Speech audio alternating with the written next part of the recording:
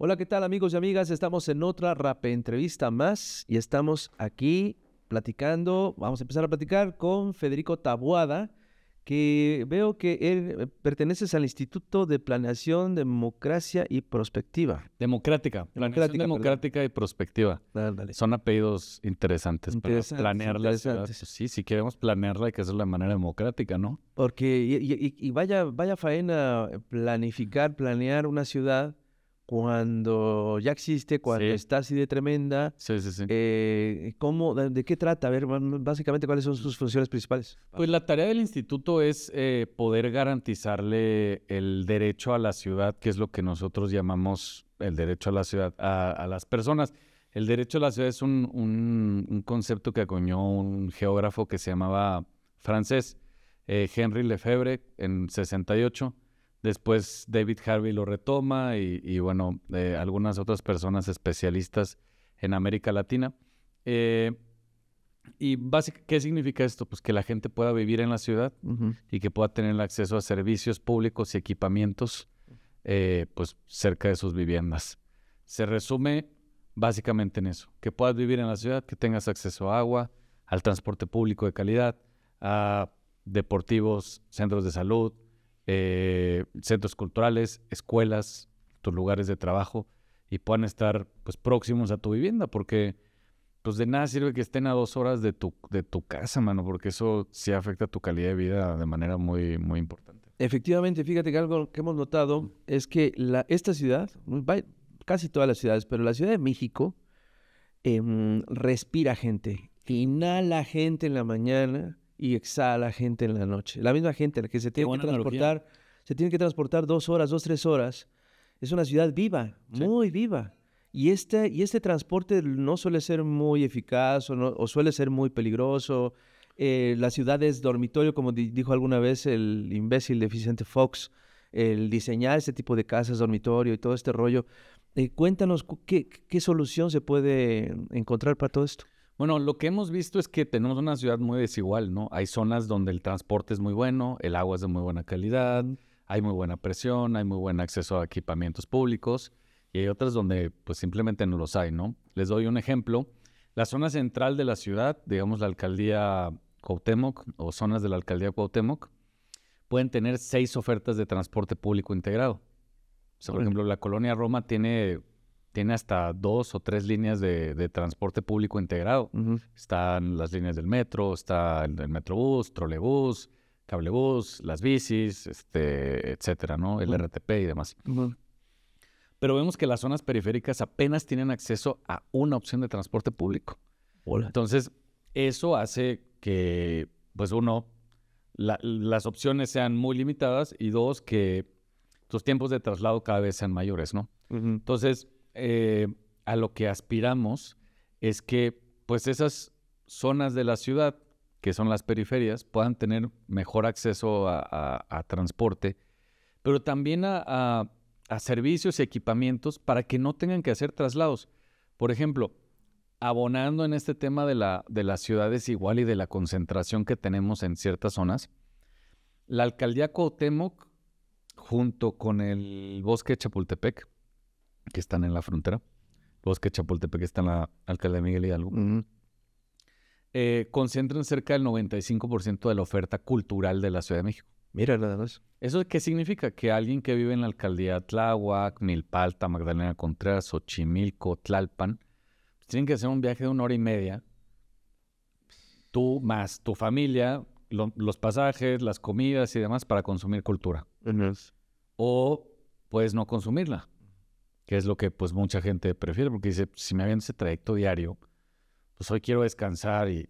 No moverme. Entonces mejor lo que hay que hacer pues es tratar de desconcentrar esa oferta y llevarla a esas zonas para que la gente se tenga que trasladar menos. Claro. La mejor política de movilidad no tiene tanto que ver con la oferta de transporte, sino con que la acerquemos los orígenes y los destinos de los viajes para que las distancias sean menores.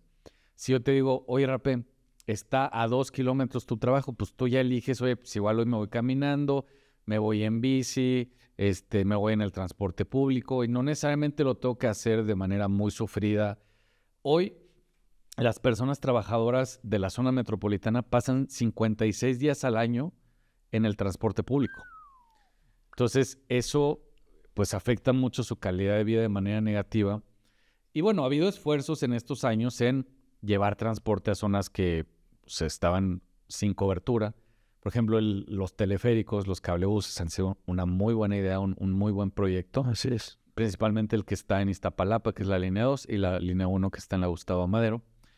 Han reducido los tiempos de la gente muchísimo. Y afortunadamente es gente que puede pasar, le hemos regresado 1 hora de su tiempo para pasar con su familia, para descansar, para leer, para hacer cualquier otra actividad. Y creo que eso pues, es una muy buena idea. Pero tenemos que hacerlo con mayor potencia y también tratando de llevar los destinos de su viaje, acercarlos a sus colonias, a sus barrios, para que no tengan que trasladarse distancias tan largas. Por ejemplo, el 80% de la oferta laboral en la Ciudad de México o de los corporativos está en 4 avenidas. Uf. Entonces, pues sí, una persona que vive en Cuautepec, en la zona más alta de la Gustavo Madero, y tiene que ir desde el Cerro del Chiquihuite hasta Periférico Sur a trabajar, pues es un trayecto muy largo. Y a mí siempre he trabajado, entre otras materias de mi disciplina, el tema de la movilidad. Y siempre me pareció muy curioso cómo había gente que le decía flojas a las personas pobres. Exacto. Yo decía, mano, se van a dormir se van a su casa a las 11 de la noche y a las 4 tienen que estar despiertos. Exacto. Ya habiendo preparado el desayuno, la comida de los niños, ayudándoles a hacer tarea y demás, para ir a trabajar y poder llegar a las 8:30, 9 a sus lugares de trabajo. Entonces, nunca entendí desde la perspectiva de la movilidad cómo le podían decir flojo a alguien que dormía 4 horas diarias. Es una estupidez. Y bueno, después confirmamos desde todas las disciplinas que hay en la sociedad que era una estupidez. Pero lo que estamos tratando de hacer es planear la ciudad hacia el futuro para poder garantizarle una mejor calidad de vida a la gente bajo una perspectiva nueva. Porque estos 6 años nos han ayudado mucho a derribar ciertos paradigmas que tú y yo hemos platicado, que es, por ejemplo, el tema de las transferencias a los adultos mayores. Fox mismo decía que pues, los pusieran a trabajar, que no sean huevones y que después de haber trabajado toda su vida sigan trabajando unos años. Y cuando vimos esta política de transferencias durante estos 6 años a las personas adultas mayores, a las personas con discapacidad, a las madres solteras, a los jóvenes que están construyendo el futuro, vimos que era pues, muy buena idea, porque no solo significaba para ellos un ingreso mayor, sino poder gastar más, consumir más. Eso significa para las empresas mayor niveles de producción, Claro. contratar más gente, Claro. pagar más impuestos y bueno, en fin, hacer un círculo virtuoso. Pero me gustaría que también transformemos nuestra visión de cómo construimos la ciudad y para quién. Porque está muy normalizado pensar que la gente pobre debe vivir en las afueras y hacer trayectos muy largos. Y yo creo que esa es una injusticia social muy grande. Y hay que darle solución a eso. Y esas soluciones, pues seguramente van a afectar a algunas personas, pero en el agregado general, el beneficio para nuestra sociedad es mucho mejor, porque si lo piensas desde una manera productiva y económica, pues los trabajadores más descansados pues rinden más en sus trabajos. Pero pues, también me parece algo pues, de justicia elemental, pues, que la gente pueda dormir más tiempo, pasar más tiempo con su familia, tener trayectos más cortos y poder elegir qué hacer con su tiempo. Porque hoy están destinados a pasar mucho tiempo en trayectos y eso no me parece que sea una muy buena idea. Y ya se está haciendo algo al respecto, ¿no? Se está planeando precisamente que el gobierno se haga cargo de proveer distintos derechos. Exactamente, Sí, derecho a la vivienda. Claro, porque fíjate que durante entre 1940 y 1970, México tuvo una política de vivienda que fue ejemplo en el mundo. Charles de Gaulle, que fue presidente de Francia, quiso venir a ver Tlatelolco con sus propios ojos, porque le enseñaron una foto aérea de Tlatelolco y le dijo, esto es una maqueta, esto no existe, es mentira, tengo que ir a México. Y viene a México y ve Tlatelolco y dice, esta es la política de vivienda que hay que hacer. Y desde entonces, Francia tiene una política de vivienda social muy potente, cuya inspiración fue Tlatelolco. John F. Kennedy vino a inaugurar la unidad habitacional Independencia, que está en Magdalena Contreras, en Periférico Sur. En fin, gobiernos de todo el mundo vinieron a ver qué es lo que estamos haciendo. El Centro Urbano Presidente Alemán, que está en la Colonia del Valle, el multifamiliar Benito Juárez, que estaba en la Colonia Roma. Entonces, fuimos ejemplo en nuestra política de vivienda. Pero llegó el neoliberalismo. Llegó el neoliberalismo a partir de años 80. Ajá. Y lo que empiezan a decir, a mí me gusta mucho decirle a los que sabían gobernar, porque pues ellos piensan eso. Lo que decían ellos es que no, porque el gobierno se tiene que meter a esos temas. Entonces, el Infonavit, el IMSS y el ISSSTE, que eran los encargados de hacer vivienda, se retiran por completo, dejan de construir vivienda, de hacer planes, y lo único que hacen es colocar créditos, darle dinero a los trabajadores para que compren una vivienda. ¿Dónde? Donde el desarrollador diga. Y el desarrollador, sin reglas, en la anarquía total, y sobre todo con una cosa que poca gente sabe, que vamos a comentar. En 1992, el 12 de diciembre, para variar, el 12 de diciembre se pasó el FOBAPROA, el 12 de diciembre se pasó el aumento al IVA. Virgen Santísima, otra chingadera. Y el 12 de diciembre de 1992 se aprueba una reforma que fue importantísima para el neoliberalismo, que fue la reforma al artículo 27 constitucional, que permitía la comercialización del ejido. Todas estas viviendas que vemos en medio de la nada cuando vamos en la carretera de aquí a Hidalgo y las vemos en Tizayuca, o las vemos en Zumpango en el Estado de México, o las vemos en Zaragoza cuando estamos en Nuevo León, en fin, todas esas viviendas fueron construidas en suelo ejidal. ¿Por qué? Porque ese suelo, pues antes no se podía vender. Era una reserva que tenían los ejidatarios para producirla y demás. Y una vez que se hace esta reforma, todas estas reservas de suelo en las periferias se permite su comercialización. Los desarrolladores las compran a centavos por hectárea y ahí empiezan a construir esta vivienda. Entre 2001 y 2014 se construyeron 11 millones de viviendas. 8 millones de esas 11 millones de viviendas están abandonadas. No me digas. 8 millones de viviendas son todas las viviendas que hay en Uruguay y en Chile juntos. Entonces imagínense que van mañana a Chile y a Uruguay y todo está abandonado. Pues es la realidad de la vivienda en México que pasó durante los años del neoliberalismo. Por eso a mí me encanta poner el ejemplo y decir, oigan, si ese es el ejemplo del libre mercado que quieren dejar ustedes, pues, tienen muy malos resultados. Desarrolladores se hicieron ricos, la gente que abandonó esas viviendas las sigue pagando. Eso es lo que hay que poner atención. Absoluta justicia. Claro. Oye, porque tú te compras un pantalón en Suburbia y pues si no te queda, lo regresas y te regresan tu dinero o te dan ahí un voucher para que compres algo más, pero acá... En la casa no. Exacto. Allá te fregaste. Le regresaste el pantalón por décadas. Y sigues pagando. Además, exacto. Por décadas. Exacto. Entonces, vean nada más la diferencia. En 1950...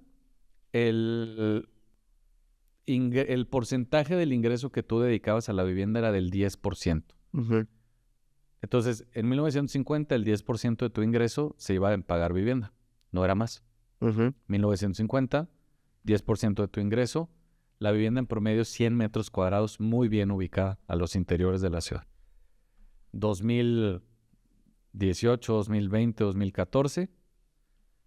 la vivienda en promedio 60 metros cuadrados, 50% de tu ingreso ubicada en... Entonces, lo que hemos visto en las políticas de vivienda es que si somos muy gentiles con los neoliberales, no tuvieron buenos resultados.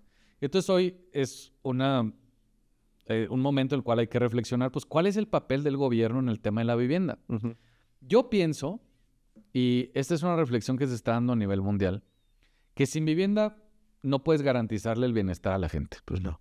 Entonces, pues sí, a los adultos mayores hay que darles su pensión, a las personas con discapacidad hay que hacerles una transferencia, pero si ellos siguen sin tener acceso a la vivienda, o están hacinados, o el porcentaje del ingreso que dedican es muy alto, oye, pues si gastas el 70% de tu salario en vivienda, pues luego tienes que escoger entre comer y transportarte, ¿no? Así es. Sobre todo esta gente que vive tan lejos de sus centros de trabajo. Entonces, hoy esta discusión está muy presente en el mundo sobre cuál es el papel de la vivienda en la sociedad. Yo creo que es fundamental para garantizarle bienestar a la gente. Y lo que hemos visto es, pues, es muy sencillo. Sin vivienda no tienes acceso a distintos derechos. Por ejemplo, el derecho a la educación. Pues, yo no he visto a alguien que viva en la calle y que vaya a la escuela todos los días. Derecho a la salud. Pues nunca has visto a alguien en situación de calle que goce plena salud. Bueno, ni siquiera puedes votar. Porque tienes que tener un domicilio. Así es. Entonces, hemos concluido en que la vivienda es un elemento principal en las ciudades. Bueno, ni al agua puedes tener derecho. Sí, no, pues no. Porque pues para tener agua tienes que tener una vivienda.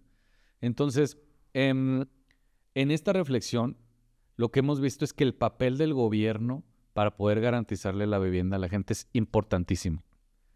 Ejemplo, en Viena, capital de Austria, donde se inventó el neoliberalismo, 6 de cada 10 viviendas son habitadas, o 6 de cada 10 personas que habitan Viena viven en una vivienda que es propiedad del gobierno. Mira nomás.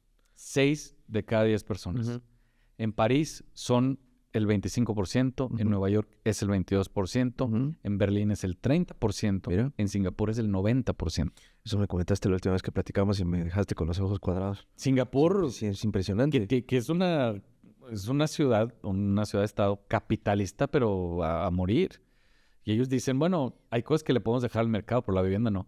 Porque puede haber abusos, Así porque es. la gente puede terminar en la calle, porque puede limitar los derechos de la gente. Entonces, yo he estado... A ver, todo el territorio es mío, todo el suelo es mío, y las viviendas yo las voy a otorgar. Y otorgan desde viviendas a personas muy pobres hasta familias muy ricas. Ellos ya están en otro nivel. Pero, entonces, ese tipo de cosas las tenemos que empezar a hacer en la Ciudad de México si queremos garantizar que la gente pueda vivir aquí. Mi sueño es que la gente que hace funcionar la ciudad, la gente que repara las luminarias, que bachea las calles, que te atiende en un hospital, que te sirve comida en una fonda, que te mueve en un taxi, que limpia tu casa, pueda vivir en la Ciudad de México. Así es. Esa ha sido la visión de estas ciudades. Y les he dicho ciudades que son capitales de ciudades que tienen economías de mercado, pero dicen, en esto hay que limitarlo. Y de hecho, nosotros, pues de cierta manera lo hacemos también. Nosotros subsidiamos la educación. Nosotros le damos $1 billón al año al sistema de salud. Entonces, la salud, que es un derecho, la subsidiamos. El agua, que es un derecho, la subsidiamos. La educación, que es un derecho, el gobierno federal le mete cerca de $1,000 millones al año a la educación para subsidiarla. Pero la vivienda hoy no la estamos subsidiando con nada. Ya. Y yo creo que en esta escalera progresiva tendría que ser el siguiente punto. No a todos, pero sí a las personas más pobres y a las personas que están en grupos vulnerables. Imagínate, pues gente que tiene ingresos de 50,000 pesos en la ciudad no puede pagar una vivienda. ¿Cómo le voy a pedir a una persona con discapacidad, a una mujer indígena, a una persona adulta mayor, a una persona que es desplazada por algún conflicto, que compre una vivienda en la Ciudad de México? Es imposible. Es imposible. Pero la ciudad sí puede tener iniciativas en ese sentido. Por ejemplo, pues que la ciudad empiece a construir vivienda y la otorgue a estos grupos.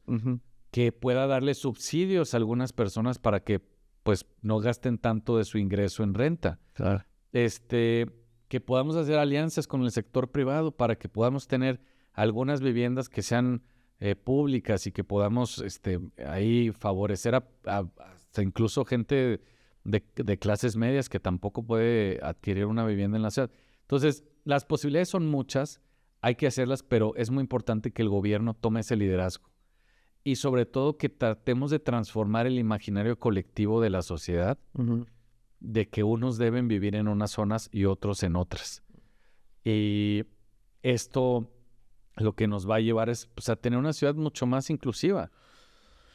Oye, Federico, hay un montón de problemas con respecto a la vivienda en la Ciudad de México. Es básicamente los problemas que hay de competencia absurda, que hay como de desconfianza permanente entre los arrendadores y los arrendatarios, Sí. ¿no? Por ejemplo, las peticiones absurdas que hay muchas veces, los requisitos absurdos que hay muchas veces para rentar, que son imposibles para Sí. mucha gente.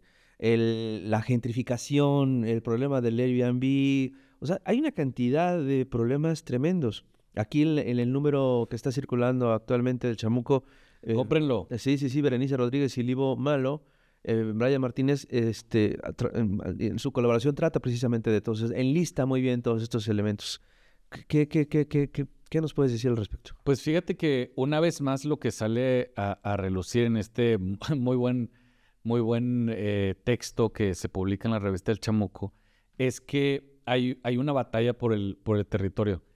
Hoy le llamamos gentrificación, pero la verdad es que la expulsión de gente de sus lugares de origen siempre ha existido. Hoy le llamamos gentrificación porque estamos desplazando a la clase media. Ujú. Y hoy todas las cámaras están en ello, pero a los pobres se les ha desplazado desde siempre. Desde tiempo, exacto. Ajá, y nunca les pusimos un término así muy sofisticado para ello. Pero vale la pena comentarlo. Ujú.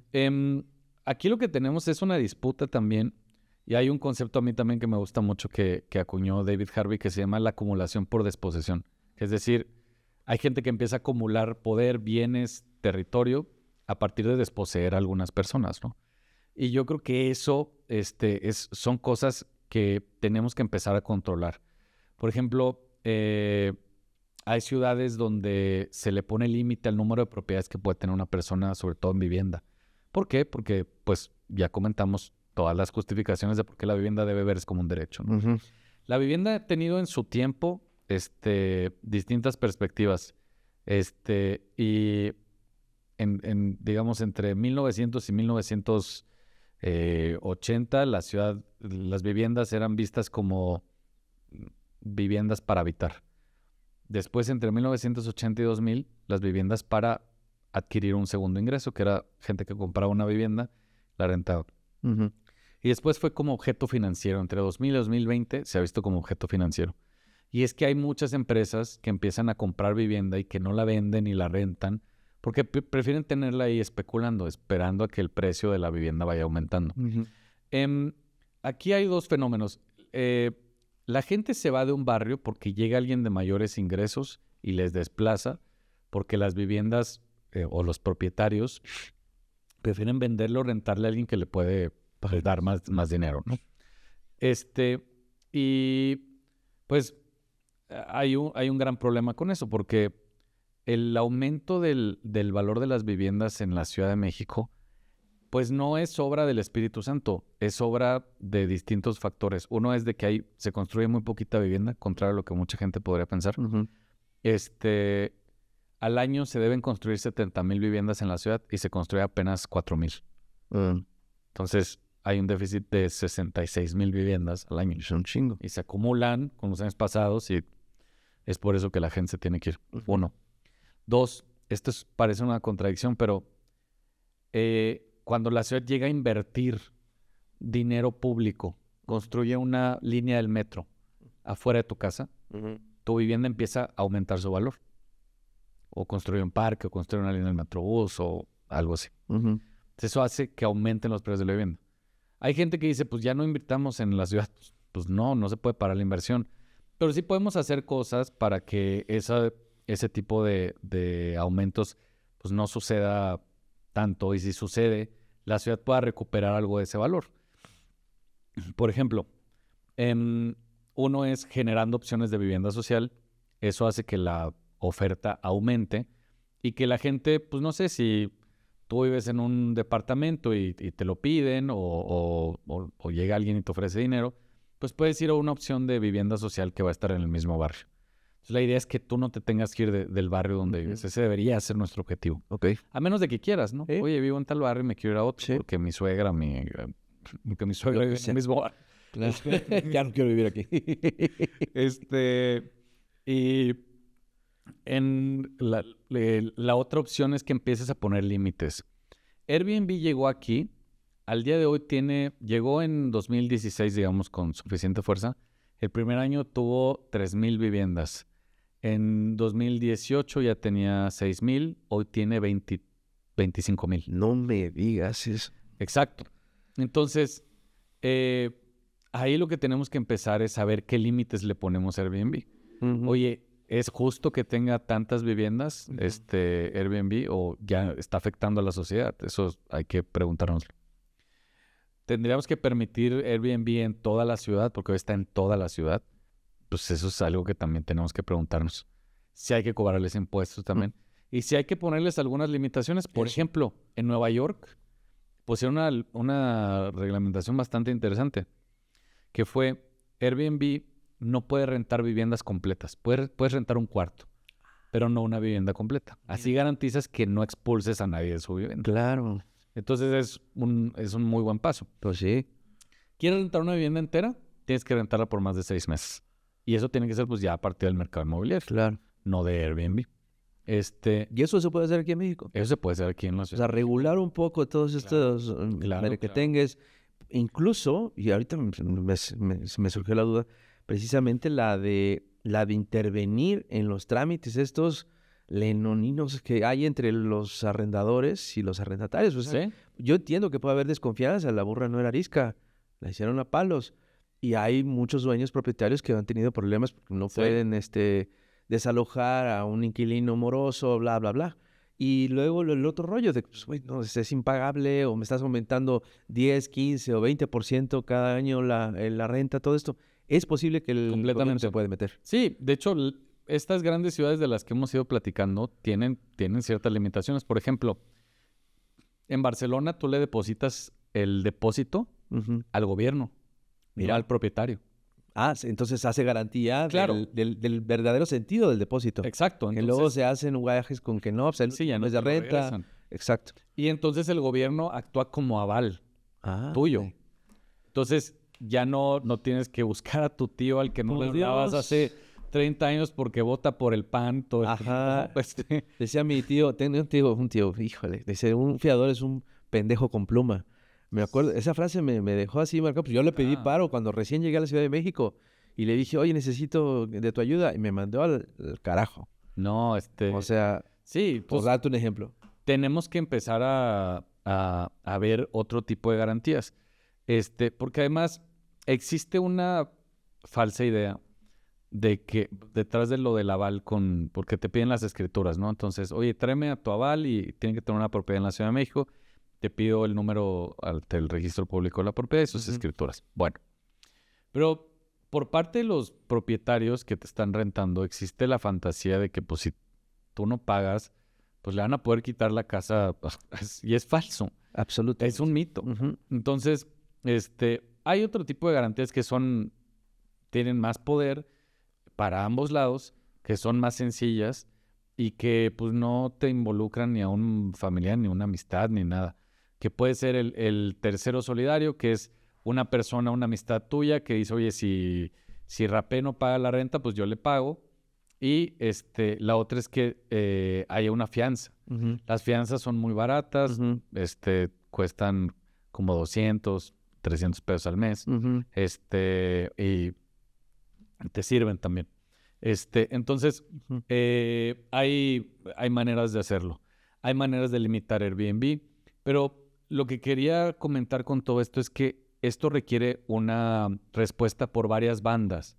Ya hablamos del tema de el gobierno debe producir vivienda social, debemos acabar con la corrupción inmobiliaria, regular Airbnb, regular el arrendamiento. Es decir, es por varias bandas porque es un problema complejo, un mercado muy complejo, pero que se puede hacer y que muchas ciudades del mundo han hecho. Aquí, por ejemplo, hace unas semanas el jefe de gobierno propuso limitar el aumento anual que hay a las rentas. Porque cada año te aumentan pues, lo que quieran. Así es. Y tiene que haber un límite. El Código Civil establecía el 10%, pero era muy arbitrario. No se sabía de dónde venía eso. Y lo que proponíamos era el indicador de la inflación, que es cómo aumenta los costos de vida en una sociedad. Y eso ronda en México entre el 3 y el 4%. Entonces es un límite menor. Y lo que estamos también haciendo es fomentando que haya contratos, porque más o menos la mitad de la Ciudad de México renta y no tiene un contrato. ¿Cómo crees? Sí, son acuerdos apalabrados.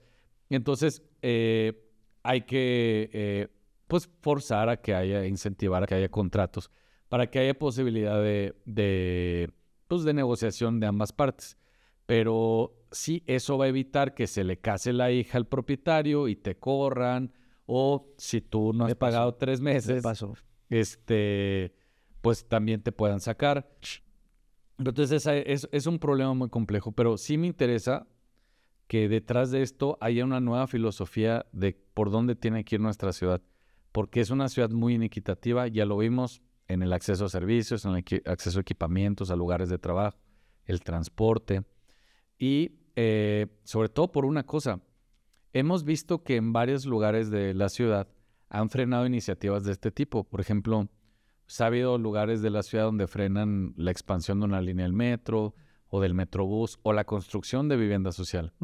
Y esto suele tener argumentos detrás muy clasistas.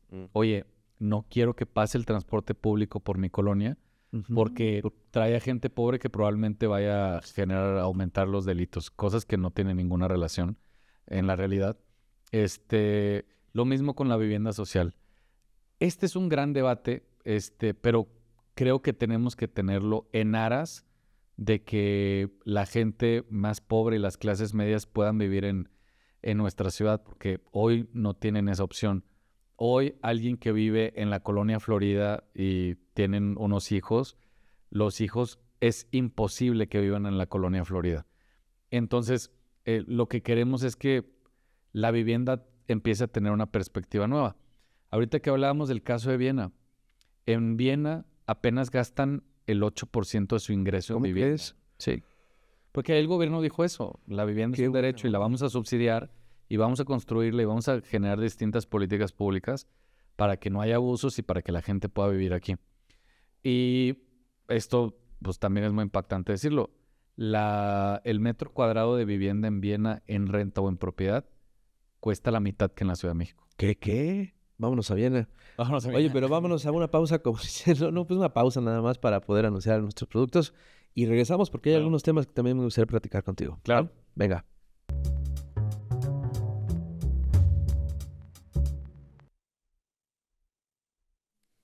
Y ya estamos de vuelta aquí en la Rapé Entrevista y seguimos platicando con Federico Taboada, quien nos está aclarando muchas dudas que tenemos sobre pues la vivienda en la Ciudad de México, y con un poco de historia que me fascina, todo lo que nos estás contando. Pero hay varios temas, fíjate que hablaste de la iniciativa de Martí Batres, ¿no? Con respecto a la vivienda y esta oportunidad que se está dando en un programa piloto pequeño de 150, creo que departamentos, de fácil acceso para pagar la renta, con la posibilidad de poderla comprar en unos años. Sí. Después de 10 años, algo así, creo que leí. Pues fíjate que ese programa hoy renace porque existió un tiempo. ¿Ah, sí? Entre los 50s y los 80s a nivel nacional existía esa posibilidad. De nuevo, la perspectiva de la vivienda era otra. Totalmente. Y sí, hemos visto reacciones de todos lados acerca de este programa. A mí me parece que es la punta de lanza para una nueva política de vivienda. Que no esté involucrado ciertos grupos clientelares ni corrupción inmobiliaria, y que pueda garantizar el derecho a la vivienda, ¿no? Otro tema, la corrupción inmobiliaria. Ahorita sí. Pero vamos por partes. Pero, como dirían en Buenos Aires, pero el tema es, pues se ha pensado que los jóvenes son un grupo que, pues hoy, pues hablarles de que compren una vivienda es algo de su sueño. Es una utopía. Mira, vamos a ponerlo en cifras. Un banco es difícil que te preste dinero para comprar una vivienda si no compruebas que el 30% de tu ingreso es lo que vas a gastar. Entonces, digamos, ese límite es lo que te lleva a unas finanzas sanas. Entonces, una vivienda promedio en la Ciudad de México cuesta 4 millones de pesos. Entonces, Más o menos tu hipoteca sería como de 44,000 pesos al mes. Con esa... ¿Quién puede pagar eso? Pues, pero esa es solo la hipoteca. Si te estoy diciendo que eso tiene que representar el 30% para que un banco te preste, significa que tienes que ganar 132,000 pesos al mes. Así es. El número de personas que gana 132,000 pesos al mes en la Ciudad de México es el 3% más rico. Entonces, eso significa que el otro 97% estamos excluidos. Entonces, ¿cómo generamos opciones? Sobre todo para los grupos más jóvenes. Pues es dándole acceso de manera subsidiada a la vivienda. Entonces, el gobierno en un predio público va a construir un edificio de viviendas, va a rehabilitar un edificio, y ahí va a darle la oportunidad a 150 viviendas, a 150 jóvenes que puedan vivir ahí. Y va a subsidiar tanto la construcción como, digamos, los costos de mantenimiento, y les va a cobrar apenas 5,000 pesos por vivienda, que es, creo que, accesible, bastante adecuado para ese sector. Y creo que es una perspectiva distinta. Y claro, va a venir tu tía panista a decirte que los estás haciendo flojos y que no le echan ganas y que si son pobres porque quieren y que por qué les ayudamos. Pues para eso es el dinero público y para eso es... Ahorita lo platicaba. Y el IMSS tiene 1 billón de pesos de presupuesto anual. O sea, entonces... para subsidiar la salud. Entonces, tenemos que empezar a ver la vivienda también como un objeto de subsidio parcial o completamente, ¿no? Ahorita platicamos, hay un grupo de mujeres indígenas que está exigiendo vivienda y pues la verdad es la única manera de que puedan acceder a la vivienda es que el gobierno las regale como las regala en París, como las regala en Londres, como las regala en Roma, como las regala en Tokio. Entonces, en todas esas ciudades se hace y acá tenemos que empezar a hacerlo también. Y van a decir, ¿con qué se puede pagar? Bueno, con presupuesto público, como se paga la salud, la educación, el agua. En México existen 3 tipos de derechos, que es el derecho al cual accedes de manera gratuita, que es la educación y la salud. Los derechos a los cuales accedes de manera subsidiada, como es el agua y el transporte. Pero existe un tercer derecho, que es una categoría en la cual solo está la vivienda, que es a la cual accedes a valor de mercado. Y entonces eso significa que no es un derecho. Así es. Y entonces, pues tenemos que ver la vivienda también como parte de esta estrategia. Porque pues hay una cosa detrás, ¿no? Cuando hablamos de la vivienda, cuando hablamos de estas grandes ciudades, parte de lo que hemos estado viendo es que pues la población, sobre todo en la Ciudad de México, hay una lucha por el territorio muy grande. Y entonces, para tú poder construir viviendas, hospitales, escuelas, parques, estaciones del transporte público, necesitas reserva de territorio. Y la ciudad tiene alguna reserva, pero tiene que generar más reserva. Y eso significa que algunos privados tendrán que comprarle sus predios o poder llegar a algún acuerdo económico para poder desarrollar vivienda social ahí sin tener que expulsar a la población originaria. Pero todo ese tipo de cosas tienen que suceder y de nuevo, 30 años que nos machacaron el neoliberalismo, nos hablaban del gobierno como empresa. Oye, en los hospitales hay que instalar cajas registradoras para empezar a cobrar cuotas. Oye, en las escuelas, además de pedirte los útiles escolares, te voy a pedir una lanita para que nos ayudes con mantenimiento y demás. Entonces, esa es una visión muy equivocada por parte de los neoliberales, porque el gobierno no es una empresa. O sea, ¿qué rendimientos, qué ingresos te puede generar una biblioteca pública? Exacto. ¿Tendría que hacerlo? No, yo creo que no. No. La cooperativa de la escuela. Exacto. Entonces, ese tipo de perspectiva fue la que arruinó, pues, cómo el gobierno operaba y la filosofía que era atender a la gente, pues, sin ningún costo a cambio. Oye, ¿cómo voy a financiar esto? Pues, cobrándole impuestos a las personas más ricas. Pues sí. Pues ese es Cobrándoles Claro, impuestos, porque cobrándoles. antes ni se les Antes cobraba, no les cobraban. ¿no? Ya andaba Pero, ahí la merma. exacto, entonces, esto tenemos que empezar a hacerlo. Yo pienso que en la ciudad también tiene que ser así. ¿Cómo vamos a financiar estos programas de vivienda? Cobrándoles impuestos a las personas más ricas. Y pasa en todos lados del mundo y es la única manera en la cual vamos a poder financiar esto. Porque, pues de otra manera, la potencia con la cual tendremos que hacer estas políticas pues se verá mermada, será de mucho menor impacto que lo que tendría que suceder. Entonces, hace poquito vino aquí el director del Infonavit a platicar un poquito de la filosofía que tenían ellos. Yo soy muy escéptico de sus cuentas, pero sí pienso que el Infonavit, el Fobiste, el gobierno de la ciudad, tendrían que ya tener una perspectiva distinta de no solamente ser un banco, sino de empezar a construir vivienda que sea propiedad del gobierno para que el gobierno pueda tener uno. Si hay un barrio que está aumentando sus precios en la vivienda, si yo empiezo a construir vivienda pública ahí, los precios bajan inmediatamente. Y se empiezan a fijar en términos reales. Ahorita lo platiqué. Tú en alguna colonia, por ahí pasa una línea del metro y su valor aumenta. No aumenta como te dicen tus tías que porque le hicieron la remodelación al baño y cambiaron el piso de la cocina. No. El aumento de valor en las propiedades en la Ciudad de México se debe a la inversión pública. Y entonces lo que tenemos que empezar a hacer es también empezar a construir vivienda social en esos lugares para que los precios no aumenten e incluso bajen y así podamos garantizar que la gente pueda vivir en esas zonas, ¿no? O sea, puede vincularse todos estos proyectos de gobierno con lo que debería ser el Infonavit, Fobiste y... Completamente. De hecho, ahorita lo platicábamos. Siempre por donde pasa infraestructura pública, el valor de esas propiedades aumenta. Eso es. Ahora, yo hago esta pregunta. Hay viviendas que han pasado su valor de 2 millones a 4 millones porque se construyó una línea del metro ahí.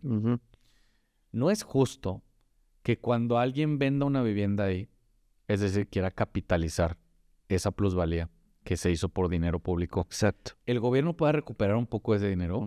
Sucede en muchos lugares. Es importante recuperar ese dinero porque eso, pues básicamente tú le regalaste 2 millones de pesos al propietario con dinero público. Así es. Entonces, la plusvalía no fue consecuencia de sus esfuerzos. Entonces, lo que hay que hacer es recuperarlo y llevarlo a invertir a otros lugares, ¿no? Muy bien. Entonces, creo que esta es también una parte muy importante en la cual todos tenemos que empezar a cooperar para que se pueda llevar infraestructura y servicios y vivienda a lugares donde hoy no los hay. ¿Por qué lo comento? Porque la Ciudad de México tiene un potencial también de construcción muy alto. A contrario de lo que mucha gente piensa, la Ciudad de México en promedio tiene 2 niveles de altura. Es muy chaparrita. Sí. Entonces, hay zonas donde pues hay buenos servicios y se puede construir un poco más de vivienda. No edificios como los del cártel inmobiliario de 30 niveles, pero pues sí construir a lo mejor 4 niveles que nos puedan permitir que haya más viviendas ahí. Eso te iba a decir, porque los del cártel inmobiliario quieren ciudades así, rascacielos, como Chicago, como Nueva York, a lo bestia, ¿no? Sin importarles para nada a la gente. Les encantan esos edificios de espejos, de vidrios, y no les interesa para nada este tipo de proyectos de vivienda. Exacto. O sea, es posible competir desplazar por completo y evitar esta corrupción inmobiliaria y crear este tipo de edificios tremendos como Miguel Alemán, como Tlatelolco, como todo esto. Sí, completamente. Fíjate que... bien construidos. Bien construidos, además. Lo que hemos visto de estos edificios que han surgido a partir del cártel inmobiliario es que, pues, llegan a desplazar gente, todos a construir más niveles de los que requiere o puede sostener esa zona, ¿no? Simplemente temas de agua, tráfico, energía y demás. Y creo que la fórmula no va tanto por ahí, sino por construir en zonas de manera más moderada, no más de 6 niveles. La ciudad no necesita que construyamos más de 6 niveles.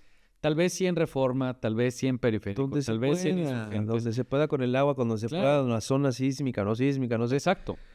Pero en las zonas, a los interiores de los barrios, pues no necesitamos construir más de 4, 5, 6 niveles. Y con eso podemos garantizar que mucha más gente pueda vivir aquí. Ahorita platicábamos un poquito del tema de la población que se ha expulsado de la ciudad, que es una cantidad tremenda. 100,000 personas al año son las que se expulsan de la ciudad porque no se puede pagar vivienda. 100,000 personas, ¿como a cuánto equivale? ¿Como a qué población equivale? Pues lo que hemos expulsado en los últimos 30 años es como la población de Coahuila.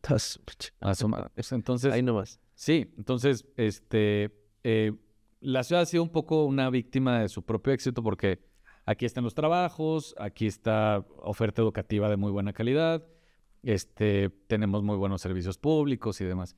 Entonces, la gente quiere venir a la ciudad. Entonces, no importa qué tan lejos se vayan a vivir, siempre terminan regresando a la ciudad y es lo que platicábamos hace rato. Hay que garantizarles que puedan vivir en la ciudad, pero también a la gente de las periferias hay que garantizarles pues, que tengan acceso a servicios públicos. Hay un tema que medio barnizaste al principio, que es lo de la movilidad, que también te apasiona y todo eso. A mí también, o sea, como usuarios de esta ciudad. Sí, ¿no? Pero también hay un tema de la movilidad nocturna en esta ciudad que de pronto ya es indispensable, sobre todo para mucha gente que termina sus jornadas en la madrugada. Sí, sí, sí. Y que entonces tiene que hacerse la cooperacha y apalabrarse con un taxista y se pueden sufrir muchos riesgos. Sí, completamente. Los sistemas nocturnos de la ciudad han sido pues, muy limitados en su oferta, ¿no? Por ejemplo, vemos que el metro de Nueva York es 24 horas. Así es. En la Ciudad de México eso es complicado porque requieres tener tiempos para hacer mantenimiento. Pero sí podrías tener otros medios de transporte como el trolebús, Así es. que tuvieran horarios más extendidos para darle servicio a esa gente. Que tú lo ves, estás en una taquería y a mí luego me da pena porque llegas tarde a cenar y ya te están corriendo, pero no porque les estés molestando, sino porque se les va el último metro. Exactamente. Mano. Entonces, ahí hay que poner una solución. Así también. es. Bueno, en París también hay transporte nocturno, hay varias ciudades del mundo. Si nosotros pretendemos exactamente lograr esos niveles, tenemos que pensar en esas minorías, pues, que no son minorías, son un chingo de gente pero además, que trabaja a deshoras. Sirve de trabajar, de comer, mano. Así es pensar en ellos. Cosa. Exactamente. Entonces, para mí esta es la filosofía hacia la cual tiene que ir la ciudad. Una ciudad más equitativa pensando en las personas de menores ingresos y que pues, puedan tener una mejor calidad de vida. Pero te digo que esto choca muchas veces con los criterios y más que criterios, tal vez, pues, prejuicios que tienen algunos sectores de nuestra sociedad, ¿no?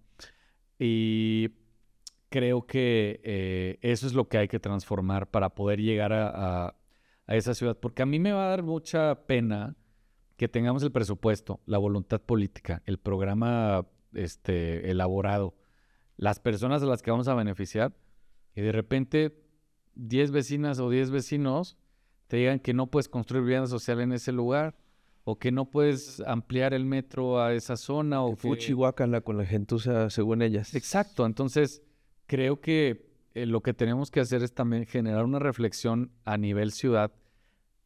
Para bien y para mal, pues las personas afectadas han sido muchísimas, entonces hay buena masa crítica que puede sostener esta perspectiva nueva. Y tener una reflexión a nivel colectivo. Fíjate que ahí en el Instituto de Planeación vamos a comenzar a tener algunas mesas de trabajo con personas que nos pueden ayudar a tener perspectiva, ¿no? Y a veces es gente, expertos nacionales, a veces son internacionales, a veces gente del mismo instituto. ¿Van a tener un evento pronto? Vamos a tener un evento el viernes 23 a las 10 de la mañana. Vamos a tener una conversación y unas mesas de trabajo con Carlos Moreno. Él es un experto que es asesor de la alcaldesa de París. Mira. Donde pues, se ha recuperado muchísimos espacios públicos. Tú estuviste en París hace poco. Bueno, el río Sena tenía pues unas avenidas que iban en conjunto Sí. con el río Sena, contiguas, Ujú. y pues se cerraron a la gente, a los peatones, a los Así ciclistas. es. Puedes ahora hacer picnics ahí, Ujú. puedes ir a comer cuando en tu hora de trabajo, Ujú, ujú. puedes pasar el tiempo ahí. Entonces la recuperación de espacios públicos, lo que han hecho con la vivienda social, con la planeación, ha sido muy bueno. Claro, nos llevan muchos años de distancia, pero hay que empezar pronto. Y qué mejor que hacerlo de la mano de él, que él es colombiano de origen, entonces conoce la realidad latinoamericana, sabe hacia dónde se puede ir, sabe el camino y nos puede ayudar a tener una reflexión en este sentido, ¿no? ¿Cómo podemos tener una ciudad más justa? Que creo que tiene que ser nuestro objetivo. Así es. Él acuñó un término que para mí es muy interesante, que se llama la ciudad de 15 minutos. La filosofía detrás de este término es que tú puedas resolver todos tus problemas básicos o todas tus necesidades a una distancia no mayor de 15 minutos a pie, en bici o en transporte público. O sea, entretenimiento, salud, escuela, trabajo. Cultura, todo. Órale. Servicios públicos, bancos, etcétera. Ujú, Entonces eso significa que los barrios estén bien equipados, ujú. porque de repente vemos barrios en la Ciudad de México que pues no te permiten construir, bueno, perdón que traiga el recuerdo y que le eches a la herida, pero pues había una colonia ahí de muy altos ingresos en Coyoacán que no quería la construcción de un banco del bienestar. O ¿Qué color es esa? pues Ah. Nombres, nombres, como pero decimos aquí. Pero aquí lo que queremos es empezar esa reflexión y también tener claro que los barrios no solamente son para las personas que habitan en ellos, sino para la gente que transita en ellos, ¿no? Yo siempre pienso en estos ejercicios de democracia participativa. No sé si se acuerdan en 2016 que hubo una especie de consulta porque querían construir un segundo piso comercial en Chapultepec. Bueno, Ajá, entonces sí hubo una iniciativa ahí de Mancera en 2016. Y entonces, pues los vecinos de la zona dijeron, vamos a hacer una consulta a ver si pasa o no pasa. Entonces había grupos a favor, grupos en contra. Y pues lo que yo pensaba es, bueno, ¿quién puede votar sobre el futuro de Chapultepec o sobre de Reforma? Pues hay gente que te diría que toda la ciudad, hay gente que te diría que toda la zona metropolitana, ¿no? ujú. Entonces, lo que quiero decir con esto es que la ciudad la hacemos no solamente la gente que vivimos aquí, sino quienes transitamos por la ciudad y, y sobre todo la gente que viene a la ciudad a trabajar, a estudiar, pues tenemos que tomarla en cuenta también, ¿no? Porque la habitamos. Hay una población flotante, hay una población Que hemos perfectamente expulsado y que viene todos los sí, días. y la que respira, la que te decía. O sea, Exacto. Esa analogía me parece muy poderosa y la voy a utilizar si me das con todo permiso de ahora en gusto. Sí, adelante. sí, sí, por supuesto. Pero, Pero es que es cierta. claro, Expulsa, o sea, inhala y exhala todos los días. Y es una cantidad brutal, casi 10 millones de personas.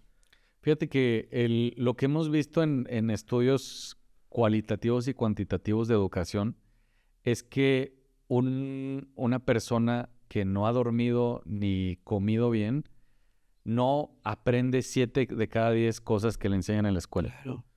Entonces, nos parece bastante obvio hoy, ¿no? Pero, pues, claro, si hay una persona que trae 2, 3 horas de dormir, Sí, sí. más sus traslados, más no sé qué, más transporte peligroso y demás, pues sí creo que al final lo que está resultando pues no es lo que podría ser.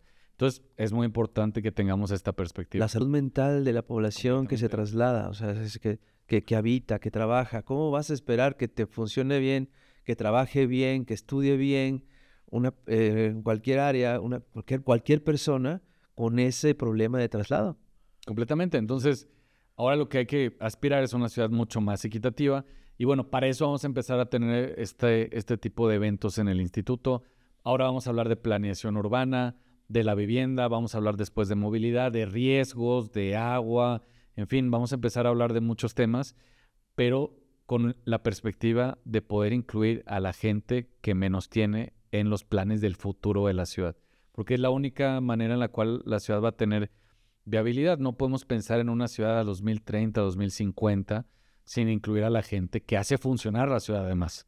Que ya para ir cerrando, nos quedan 10 minutos más o menos, un poquito menos, pero ¿Cómo ves el futuro? ¿Cómo ves el proyecto de Clara Brugada? ¿Cómo ves el proyecto de país de Claudia Sheinbaum, de la doctora Claudia Sheinbaum? Ya presidenta electa. Ya presidente electa, sí, Ya no virtual. ya no virtual. Sí, pues yo creo que compaginan bastante bien con esta manera de pensar, ¿no? Creo que la clave va a estar en los mecanismos que tengamos para poder comunicarle a la gente la importancia que tiene que tengamos territorios más justos, ciudades más equitativas. Pero en general las veo a ambas pues muy concatenadas en sus valores, ¿no? Y yo creo que esa es pues una parte muy importante de la cuarta transformación, que es eh, si estamos por las personas más pobres, son las que nos interesan más. Entonces, no solamente hay que ver que ganen más, que tengan jornadas laborales más cortas, pero también que tengan una vivienda en mejores condiciones, que esté mejor ubicada, que tengan acceso a servicios públicos, que tengan certeza sobre ella. También que en México existen 10 millones de viviendas que no tienen escrituras. Entonces es muy fácil que llegue cualquier persona o grupo delincuencial, sea del narco o sea empresarial, Así es. a querer Que es casi lo mismo. agandallarles su propiedad, ¿no? Ujú. Fíjate que me recuerdo mucho el caso de Benito Juárez, que es el municipio donde está Cancún, ahí en Quintana Roo. Ujú. Ese municipio pues nace con una perspectiva turística y demás. Ya había gente originaria que vivía ahí. Pero pues un día pues les empiezan a cobrar un impuesto a los hoteles. Y entonces los hoteleros por ahí de los 80s dicen, ¿sabes qué? Yo no quiero pagar el impuesto. Entonces subdividieron el municipio de Benito Juárez en Benito Juárez y Puerto Morelos. Y en Puerto Morelos no cobraban el impuesto predial, No me el digas. impuesto hotelero. No me digas. Entonces, este, esa perspectiva no la podemos permitir ahora, ¿no? Cada quien tiene que contribuir a la Claro. sociedad con lo que tiene y con su Lo que le medio de toca. producción, exacto, para poder redistribuirlo y llevarlo pues a la gente que menos tiene. Pero ahora que es lo que platicábamos hace rato, incluyendo el valor de la vivienda, ¿no? Ya la cuarta transformación ha tocado el tema del ingreso, el tema de pues el trabajo, las condiciones laborales, y ahora tenemos que extenderlo al tema de la vivienda. Es la única manera en la cual lo vamos a lograr y que creo que va por muy buen puerto. Lo que ha comentado Claudia Sheinbaum es que va a haber una inversión muy importante en vivienda, bien ubicada, con las empresas trabajando en conjunto. Aquí esa es otra cosa que se dejó de hacer durante el neoliberalismo. Había empresas aquí en la Ciudad de México, públicas y privadas, que tenían como prestación no solamente tus bonos y la puntualidad y demás, Ujú. sino también te daban o te rentaban una vivienda a costos muy bajos. Mira. La colonia tabacalera, Ujú. la colonia del gas, la colonia electricistas, todas ellas nacieron en la Ciudad de México en conjunto con lugares de trabajo para que la gente, porque digamos, los empresarios en esos tiempos decían, bueno, pues, oye, mis trabajadores rinden más si viven a 3, cerca. 4 calles de la planta, pues entonces, Ah, a mí una me conviene colonia. mucho mejor y pues les garantizo el derecho a la vivienda. Y la gente que vive ahí tenían papás o abuelitos que eran electricistas o trabajaban en la industria cigarrera o en la Es verdad. industria del gas, exacto. Entonces, son cosas que tenemos que recuperar de las etapas donde el gobierno tomaba pues cartas en ciertos sectores que son estratégicos para la ciudad y para el país. Y ha sucedido, y lo ves un poco, el movimiento de la Cuarta Transformación ha regresado como a la industria de los trenes, por ejemplo, estaba abandonada y estaba privatizada, y la 4T la recuperó. Sí. Y entonces, ahora el tema de la vivienda es algo que tenemos que traer muy presentes en nuestra perspectiva social hacia el futuro. Y de nuevo, tratando de construir una ciudad pues más justa, ¿no? Con ese ejemplo, nosotros vamos a poner una colonia de moneros aquí alrededor de la oficina porque pues hay que entrarle al quite, ¿no? Y recuperar ese tipo de prácticas. Hasta pueden pintarlas, pueden decorarlas ahí con monos. Sí, la colonia de los moneros. Federico Taboada, muchísimas gracias por tu explicación, la verdad, excelente. Yo aquí siempre. El contexto, la historia, todo lo que y aparte la perspectiva, que es muy importante. Te vamos a seguir molestando, la verdad, es tu casa, bienvenido. Gracias, Ojalá para seguir explicando esto, porque creo que es un tema que la gente se lo olvida, como que está muy en la jungla de la ignominia a los que menos tienen, y creo que sí hay que trabajar por eso. Completamente. Y digo, solamente para cerrar, la discusión que hoy tenemos como sociedad es cuál es el papel del gobierno en ciertos sectores. Y hoy la discusión viene también hacia los cuidados. Los cuidados, el sistema público de cuidados. El sistema público de cuidados. ¿Cuál es el papel del gobierno en ese sentido? Porque hay muchas personas que se dedican a cuidar gente que no tienen un ingreso. Así es. Y que tendrían que tenerlo porque pues cuidan a personas y les mantienen básicamente vivos. Entonces creo que ese tema va a venir a traernos también a la ciudad discusiones muy interesantes. Y bueno, pues aquí yo a la orden cuando me digan. Muchísimas gracias, Federico. En verdad. Cuídense mucho, señoras y señores. Otro programa que va a tener que compartir, comentar, coleccionar y que se va a tener que cuidar. Así que ya lo sabe, cuídense mucho y nos vemos en la próxima. Ya lo sabe. Amén.